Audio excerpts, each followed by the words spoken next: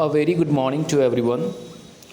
आज जिस एडिटोरियल के ऊपर हम लोग चर्चा करने वाले हैं वो एक सेंसिटिव इशू है और इस इशू को आप उसी सेंसिटिविटी के साथ समझें और आपका अल्टीमेट जो गोल होना चाहिए वो इसको पढ़ करके इससे रिलेटेड जो वर्ड्स हैं और फ्रेजेज हैं वो सीखें। साथ ही आपको इस एडिटोरियल के माध्यम से भारत की मौजूदा स्थिति के बारे में भी पता चलने वाला है कि अभी हमारी स्थिति क्या है। हम लोग जिस देश में रहते हैं वो देश है भारत, और भारत दूसरे देशों के लिए एक मिसाल है क्योंकि हमारे यहाँ एक प्रथा चलती आई है जिसे हम लोग धर्मनिरपेक्षता का नाम लेते हैं, भाईचारा का नाम देते हैं और गंगा जमुनी तहज़ीब और क्या क्या बहुत सारी ऐसी चीज़ें हैं जो कहा जाता है। लेकिन भारत की ये मिसाल थोड़ी सी धूमिल होती नज़र आ रही है। ऐसा इसलिए कहना पड़ रहा है क्योंकि कई ऐसी घटनाएं सीक्वेंस में यहाँ पे हो रही है जिसको देख करके लगता है कि हमारे यहाँ जो कहा जाता था कि भारत में हिंदू मुस्लिम सिख ईसाई सब हैं, हम भाई भाई, ये थोड़ा सा अब जुमला जैसा प्रतीत होने लगा है।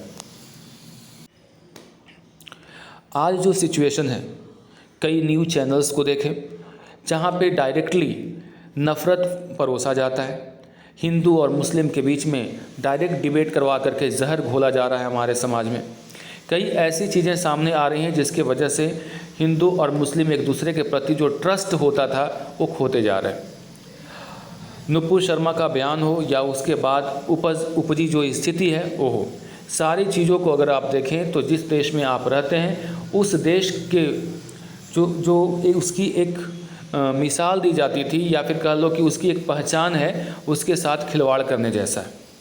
हाल फिलहाल में एक ऐसी ही दिल दहला देने वाली घटना घटी है जिसमें कन्हैया लाल नाम के एक व्यक्ति को, जो कि दर्जी थे पेशे से, राजस्थान के वहाँ पे उदयपुर एक जगह है, वहाँ के रहने वाले थे, दर्जी का काम किया करते थे और तथाकथित तौर पे उनके ऊपर आरोप ये था कि वो नुपुर शर्मा के सपोर्ट में कोई बयान या फिर वीडियो अपलोड कर दिया था उन्होंने सोशल मीडिया के ऊपर, और इस बयान से क्षुब्ध होकर के दो व्यक्ति ने उनकी हत्या कर दी। उसके बाद से देश में स्थिति काफ़ी तनावपूर्ण है और उसी के बारे में एडिटोरियल है। आगे हम लोग देखेंगे क्या बातें की जा रही है और क्या समझने की ज़रूरत है। ब्लेयरिंग रेड एक पहला वर्ड आपको सीखना है। ब्लेयर का मतलब होता है किसी चीज़ का ऐसा दिखना, साउंड होना, है ना, कि कोई आवाज़ कर रहा है। यानी अभी जो है एक तरह से कह सकते हो कि खतरा, रेड का मतलब यहाँ पे क्या शो कर रहा है, रेड सिंबलाइज करता है खतरे को। यानी अभी जो स्थिति है वो काफ़ी खतरनाक हो रही है। यानी ये जो अभी परिस्थिति है उससे पता चलता है कि बहुत ही खतरनाक लेवल पे पहुंचा हुआ है। ऑन द उदयपुर किलिंग, और इस एडिटोरियल में जो चर्चा होने वाली है उदयपुर की जो घटना है, जो किलिंग हुई है उसके ऊपर। Next, Udaipur killing marks a turn for the worse. Udaipur में जो हत्या हुई है वो इंडिकेट करता है, मार्क करता है, दर्शाता है टर्न फॉर द वर्स की परिस्थिति और भी बहुत ज़्यादा वर्स होती जा रही है, वो बहुत ही खराब और ख़तरनाक होती जा रही है। इन कम्युनल सिचुएशन, सांप्रदायिक मामले में, यानी उदयपुर की घटना है वो इंडिकेट करता है कि जो सिचुएशन है वो और भी ख़राब होते जा रहा है कम्युनल यानी सांप्रदायिक मामले में। चलिए आगे समझते हैं।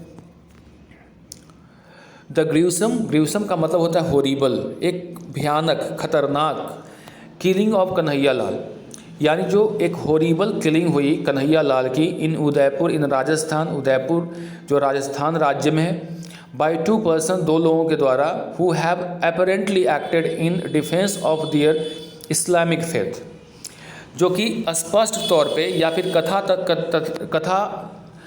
तथाकथित तौर पे उन्होंने एक काम इसलिए किया क्योंकि वो अपने इस्लामिक धर्म को बचाना चाहते थे। यानी इस्लामिक धर्म के बचाव में जो इन्होंने कुकृत्य किए, जिसके अंतर्गत आपने देखा कि कन्हैया लाल को उनके द्वारा मार दिया गया। ऐसा करके वो दिखाना ये चाह रहे थे कि वो अपने धर्म को एक एश्योरेंस दे रहे थे, यानी उनको एक विश्वास दिलाना चाहते थे अपने कम्युनिटी को लेकिन ये ऐसा करके अगर सही मायने में देखें तो विश्वास नहीं, रीएश्योरेंस नहीं दिला रहे हैं, बल्कि made it even more vulnerable, और अपने धर्म को और वो क्या करते जा रहे हैं, कमज़ोर करते जा रहे हैं। फिर से समझते हैं। उदयपुर में जो एक हॉरिबल किलिंग हुई, कन्हैया लाल नामक व्यक्ति की हत्या कर दी गई। ऐसा करके जो दो लोग थे वो दिखाना चाहते थे अपने धर्म को कि अपने धर्म की रक्षा करने के लिए वो ऐसा किए हैं, और उन्होंने ये भी दिखाया कि वो अपने धर्म को एश्योर करना चाहते थे, आश्वासन देना चाहते थे कि हम अपने धर्म के बचाव में ऐसा कर सकते हैं। ऐसा करके वो स्थिति को और मजबूत नहीं बल्कि और वल्नरेबल वर्ड का मतलब नोट कर लीजिएगा, इसका मतलब होता है कमज़ोर कर देना, यानी स्थिति को और वो कमज़ोर कर दी।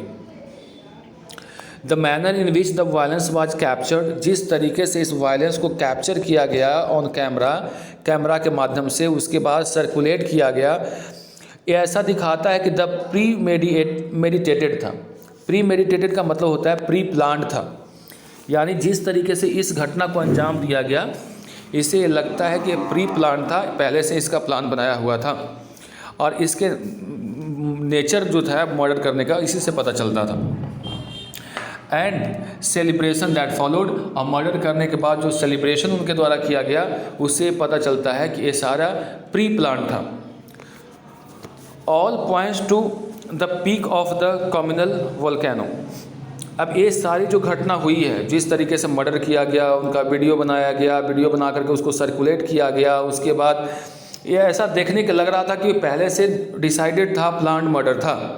ये सारा जो घटना क्रम है, all point two the peak of a communal violence, ये सारे जो चीज़ें हैं वो इशारा करते हैं कि जो कम्युनल वायलेंस है वो कहाँ पहुँचा हुआ है, अपने पीक पे पहुँचा हुआ है। That India has climbed up, जो भारत वहाँ तक पहुँच गया है, यानी भारत में एक वोल्केनो आ चुका है सांप्रदायिकता के नाम पर, और वो अपने जो सबसे उच्चतम सीमा है वहाँ तक पहुँच गया है।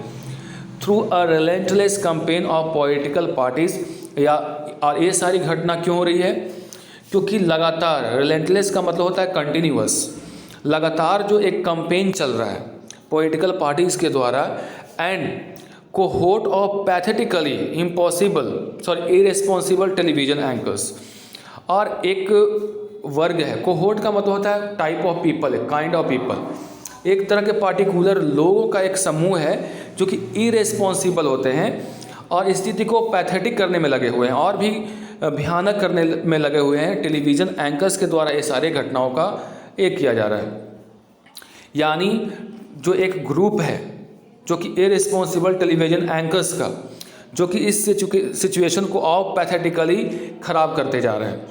The Rajasthan police have acted with alacrity, जो राजस्थान की पुलिस है वो तत्परता, एलाक्रिटी का मतलब होता है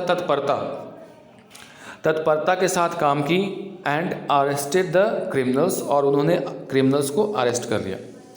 whose trial and punishment must be quick and exemplary, उनके ऊपर जो केस है उनका ट्रायल और पनिशमेंट जल्दी होना चाहिए, और एक तरह से वो एक एग्ज़ाम्पल के तौर पे सोसाइटी में आना चाहिए कि अगर ऐसा कोई घटना करता है तो उसके ऊपर जल्दीबाजी में ही एक्शन लिया जाता है, यानी ज़्यादा देर नहीं लगती है एक्शन लेने में। ये सारे मिसाल देने होंगे। The state deserves credit for Swift action, और इस राज्य को, राजस्थान को क्रेडिट देना होगा ये इतनी जल्दीबाजी से एक्शन लेने के लिए। स्विफ्ट का मतलब होता है तेज़ी से एक्शन लेने के लिए क्रेडिट देना होगा राज्य सरकार को। Although the police should have been alive to the threat faced by Kanhaiya Lal, हालांकि जो पुलिस है जो अभी इतनी तत्परता दिखा रही थी, जब कन्हैया कुमार ने बताया था कि उनके ऊपर खतरा है, उनको धमकी मिल रही है, उस समय अगर पुलिस अलाइव होती तो कन्हैया कुमार के साथ ऐसा नहीं होता। Rajasthan chief minister Ashok Gehlot who has noted the deteriorating situation, Rajasthan के जो चीफ मिनिस्टर हैं अशोक गहलोत, उन्होंने नोटिस किया है कि अभी जो सिचुएशन है काफ़ी भयावह है। डिटेरियोरेटिंग का मतलब होता है ख़राब है, यानी भयावह है। ऑफ कम्युनल हॉस्टिलिटी, किस चीज़ का, कम्युनल का मतलब होता है सांप्रदायिक, हॉस्टिलिटी का मतलब होता है दुश्मनी, यानी सांप्रदायिक दुश्मनी का माहौल काफ़ी ख़राब है। In several parts of the country, इस देश के कई भागों में हैज़ रिक्वेस्टेड, यानी अशोक गहलोत ने नोट किया है कि हमारे देश के कई भागों में एक सिचुएशन जो बनी हुई है, एक कम्युनल हॉस्टिलिटी का माहौल बना हुआ है, और एक केवल राजस्थान में नहीं बल्कि देश के कई राज्यों में है। और उन्होंने रिक्वेस्ट किया प्राइम मिनिस्टर को कि आप आ करके अपील कीजिए, किसके लिए? अपील फॉर पीस, शांति के लिए अपील करने को कहा अशोक गहलोत ने। अब दूसरी तरफ देखिए, तो Bharatiya Janata Party BJP on the contrary, दूसरी तरफ भारतीय जनता पार्टी जो है has accuse the Congress in Rajasthan of appeasement of a community. दूसरी तरफ बीजेपी ने कांग्रेस के ऊपर आरोप लगाया अपीजमेंट का, कि वो हमेशा उस कम्युनिटी को यानी मुस्लिम कम्युनिटी को खुश करने का प्रयास करती रहती है, उसको शांत करने का, उसको सब मुहैया कराने का प्रयास करती है। In a reference to Muslims who are at the receiving end of the police violence. अब जो है हम लोग अगर मुस्लिम्स की बात करें तो आजकल कहाँ है वो, कि वो एक criticism, receiving end of something का मतलब होता है कि वो उसको बियर कर रहा है, यानी एक क्रिटिसिज्म वगैरह को क्या कर रहा है वो, यानी उसकी आलोचना हो रही है। तो आजकल जो मुसलमान है वो किसके नज़र पे चढ़ा हुआ है? पुलिस के नज़र पे चढ़ा हुआ है। Violence and discriminatory policy at a national level and in many states. और मुस्लिमों के साथ जो है कई जगहों पे भेदभाव हो रहा है, ऐसा इसमें लिखा हुआ है। The Udaipur killing marks a major turn in the communal situation in India.